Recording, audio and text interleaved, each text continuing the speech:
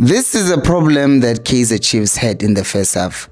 Can you see it? Well, we're going to talk about, and we're going to look at how simple tweaks in the tactics of Chiefs change the game and cause them to win it. We will also look at how Kaizer Chiefs defend and how this is sometimes effective.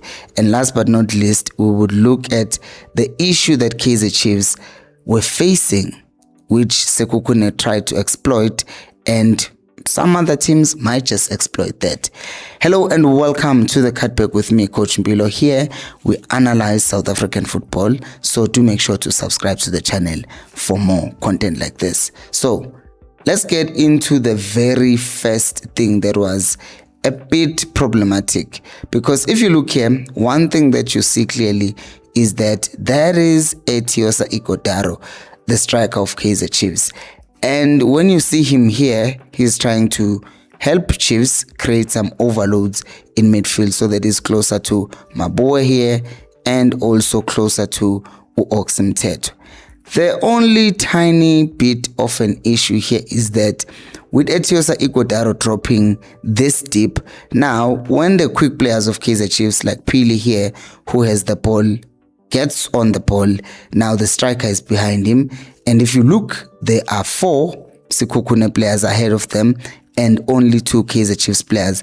And even at this moment, he is surrounded, Phiri, he is surrounded by 2 Sekhukhune United players. So that is not helping him at all, because if Ighodaro was already in a position like here, then he's occupying the center backs. But here, he's just behind and not helping anyone. So what tends to happen then is that Chiefs just gets outnumbered and then they end up going backwards, which is not something that Chiefs want to see. And obviously, what you would see is Sekhukhune knew exactly what they were doing. They were pressing in this 5 at the back, 3 in the middle, and then the 2 players up front, which one is here and then the other one is here. So Chiefs just could not progress the ball centrally. So what would end up happening is that Chiefs again would try to play the ball, and then Batman would always try to drop and get on the ball, but Kadoso was there to make sure that he didn't play the ball. So what would happen is a counter for Sekhukhune. Chiefs were losing the ball. So what was the solution that they came up with? Well, if you can't go through, then you just need to go over. So they tried doing this. Here is Miguel trying to find Phiri. Phiri is offside. And they tried going over again. In this case, the ball is again with Ukunika. You can see they can't go through the middle. So what do? They watch for Solomons, who's going up, and Phiri, who's again caught offside. And these are the 2 good movements actually from this thing of going over the top. You have Solomons over there about to make a forward run. So what does Miguel do? He's looking at him there, ready to pass him the ball. So what happens is Solomons moves forward and then Kunika finds him. And as he tries to cross the ball, there's still more numbers of Sekhukhune in the box. So the move kind of dies. And this is probably the best chance of the half, because this is the ball played by Maboe to Solomons. And as he plays the ball, it goes to Solomons, who plays it backwards. Now, look at the problem. There's 3 Sekhukhune players on that side, and Chiefs are once again outnumbered. And now, Chiefs rotate the ball and restart with their attack, because, of course they do. So now the ball is with Miguel and he gets the ball. He sees Velepai over the top. Velepai gets the ball. I think he failed to control the ball, because everyone in the stadium, even Velepai, saw that Phiri is free, but then he just failed to control the ball. So by the end of the first half, nothing was happening very well for Chiefs, except, some promising moves here and there, but it wasn't great.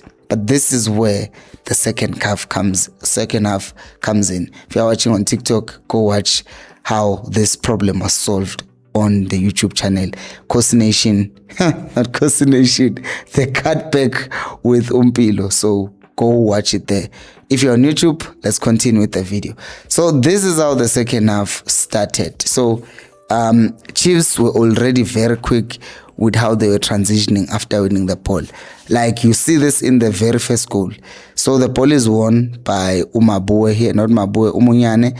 And as he wins the ball, Solomons quickly wins the ball. And then now he drives forward.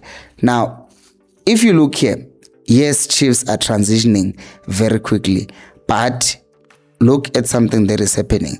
There are 3 Kaizer Chiefs attackers versus how many Sekhukhune? 1, 2, 3 who are at that point. And this is happening very quick. So as Solomons drives forward with the ball, Daniel Cardoso now commits. So now that means in the last line, it's now 3 versus 2. So as the ball is passed, there's now space to attack. And there's now basically 3 Kaizer Chiefs players attacking, facing the position or the goal. And Sekhukhune will now have players defending, facing their own goal. And now Pili plays a beautiful pass. Solomons take it with his left, plays for Badman. And then it's such a good finish. And here's another quick transition, which is something the Chiefs worked on very well. It was here. This is the 72nd minute.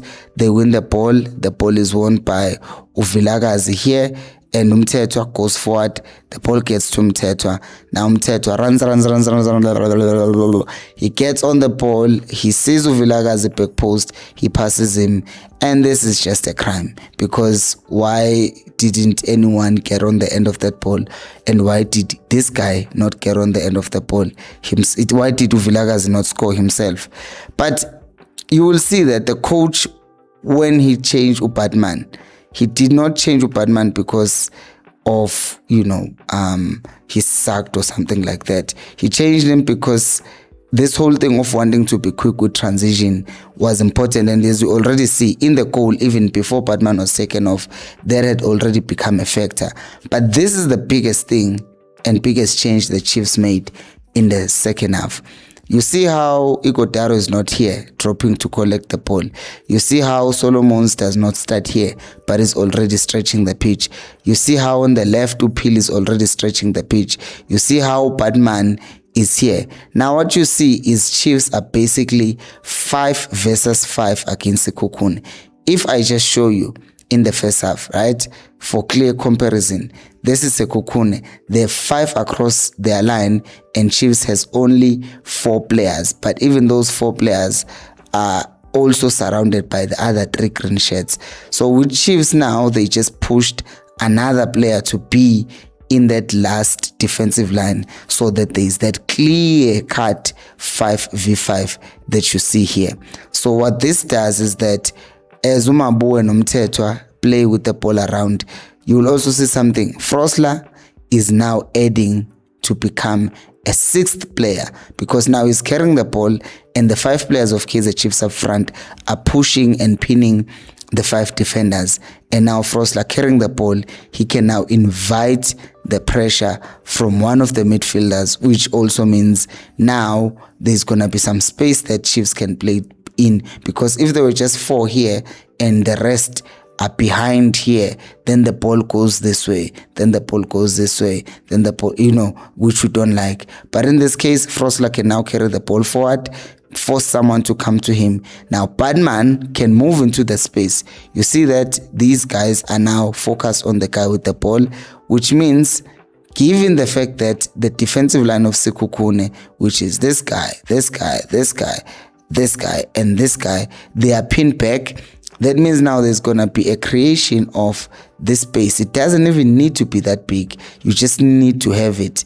And that's the space between the lines that Badman can now drop into and combine. Now in him dropping to combine, he's going to drop with who? He's going to drop with a defender. Of course he is. You are such a good student. And as a result, what's going to happen? There is that space that Frosler can now attack. And basically you've pushed Sekhukhune back and you can now take shots, you can now do all sorts of things. Here's another example of a 5v5. Chiefs are now attacking since they were in this 5v5 and now in the last play, now it's a 2v2. And then unfortunately here, Chiefs gets on the ball to do it, but they are not quick enough to try and make things happen. But that 5v5 led to a 2v2. Here's another example. It's another 5v5. All the Kaizer Chiefs players are pinning the Sekhukhune defenders back and it's a 5v5. And remember, we have quick and skillful wingers here. So when the ball gets to Munyane, he tries to take them on. And here, the ball goes to Ndlovu. Now, this is where art is made. Ndlovu gets the ball. Look at Mduduzi and the defender that's marking him. Who's marking him? Mduduzi moves away, again, drops into the space we're talking about between the line. And what happens? Now, that means he has followed him, and now there's space that is created. The moment Mduduzi realizes that he has pulled the guy away from Cardoso, Cardoso who's here with Ighodaro, he can't now move to the space because he's going to leave Ighodaro. So he kind of just stays with Ighodaro. And in him staying with Ighodaro, there's this whole gap that has now been created. Mduduzi has created space for himself, and now he makes the run. Ndlovu sees that, and now Chiefs just feast nicely. It's 2-0. There's another thing that Chiefs did. It's the Ngwesa. Ngwesa comes on. We've already seen that with Frosler going up, it was kind of effective. But watch this. Chiefs are attacking once again. Unlike in the first half where the left back stays back, here, just like with Frosler, we see that Ngwesa, as the ball is played forward, he now also makes a forward run. And then it just goes on and on and on.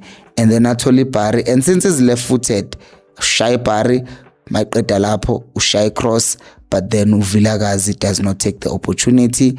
The keeper saves it because that's what he was anticipating. That's not only the thing, because here's another example. This time around, it was before Frosler went off. He's there with the ball, he passes it, he hits that half space, and he has dragged people away. In this case, he allows Badman to be isolated wide with the right back. I think it was Mashiloan. And then the last example, again, the ball is on this side. You see just Pili on the left there, no support, Shembantu. He gets the ball, and the moment he gets the ball, that boy goes around him flying, and now you can get to the ball in this case, but they delayed it. But what this does, it creates a wide triangle. If this guy stays at the back, if Ngwesa stays at the back, there's just two players. But now, since there's three, there's that triangle which creates easy passing lanes. Like here, if they combine better, Chiefs wins the ball, and they are now in a very, very dangerous area for Sekhukhune. So that's the attack. Now let's look at the defense. So the defense of Kaizer Chiefs is not that complicated.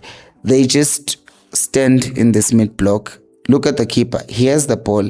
No one is even bothering him. In fact, they let him fix his socks.